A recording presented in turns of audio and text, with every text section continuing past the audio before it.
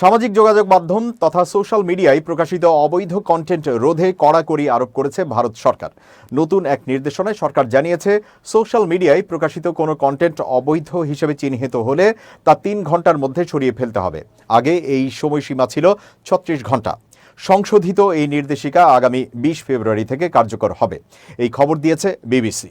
নতুন নিয়ম মেটা, ইউটিউব ও এক্স সহ বড় প্ল্যাটফর্মগুলোর ক্ষেত্রে প্রযোজ্য হবে।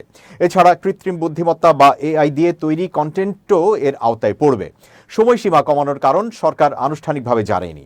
তবে সমালোচকদের আশঙ্কা, বিশ্বের বৃহত্তম গণতন্ত্রের দেশে এই পদক্ষেপ অনলাইন কন্টেন্টের ওপর নজরদারি ও নিয়ন্ত্রণ আরও কঠোর করতে পারে এবং সেন্সরশিপের ঝুঁকি বাড়তে পারে। সাম্প্রতিক বছরগুলোতে জাতীয় নিরাপত্তা ও জনশৃঙ্খলা সংক্রান্ত আইনের আওতায় অবৈধ বিবেচিত কন্টেন্ট সরাতে তথ্য প্রযুক্তি আইনের বিদ্যমান বিধান ব্যবহার করে সোশ্যাল মিডিয়াগুলোকে নির্দেশ দিয়েছে ভারতীয় কর্তৃপক্ষ।